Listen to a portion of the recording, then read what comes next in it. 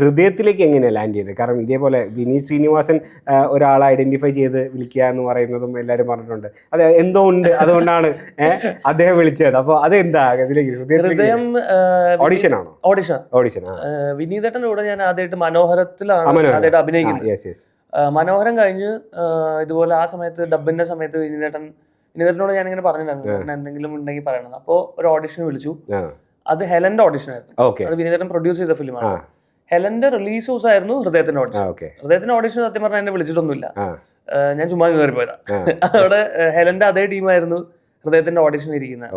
അനിലേട്ടൻ, chief associate അനിലേട്ടൻ പറഞ്ഞാ നീ വന്ന് ചെയ്തു നോക്ക്, വിനീതേട്ടൻ കണ്ടു കഴിഞ്ഞാൽ എന്തായാലും വേണ്ടെന്ന് പറയില്ല.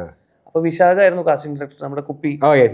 അപ്പോ ഫസ്റ്റ് 2 റൗണ്ട് വിശാഖാണ് നമ്മൾ ഓഡിഷൻ ചെയ്തത്. അപ്പൊ അത് കഴിഞ്ഞിട്ട് വിനീതേട്ടൻ ആ 2 റൗണ്ട് കണ്ടിട്ടാണ് 3rd റൗണ്ടിലേക്ക് വിളിക്കുന്നത്. 4 റൗണ്ട് ഉണ്ടായിരുന്നു.